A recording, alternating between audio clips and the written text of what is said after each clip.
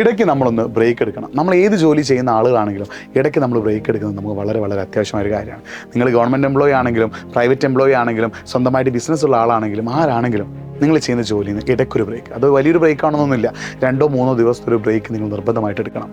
ആ ബ്രേക്കിൻ്റെ സമയത്ത് നിങ്ങൾക്ക് വേണ്ടപ്പെട്ടവരുടെ കൂടെ യാത്ര ചെയ്യുകയോ, നിങ്ങൾക്ക് ഇഷ്ടമുള്ള സ്ഥലത്തേക്ക് യാത്ര ചെയ്യുകയോ, അല്ലെങ്കിൽ യാത്രയില്ലെങ്കിൽ നിങ്ങൾ വേണ്ടപ്പെട്ടവരുടെ കൂടെ നിങ്ങൾ ടൈം സ്പെൻഡ് ചെയ്യുകയോ, അവരുമായിട്ട് സംസാരിക്കുകയോ, നിങ്ങൾക്ക് ഇഷ്ടമുള്ള കാര്യങ്ങൾ ചെയ്യുകയോ, നിങ്ങൾ ഹാപ്പി ആക്കുന്ന കാര്യങ്ങളൊക്കെ ചെയ്തിട്ട് നിങ്ങൾ ജോലിയിൽ നിന്ന് പൂർണ്ണമായി മാറി നിന്നുകൊണ്ട് ഒരു 2 to 3 days നിങ്ങൾ ബ്രേക്ക് എടുക്കാൻ തയ്യാറാണ്.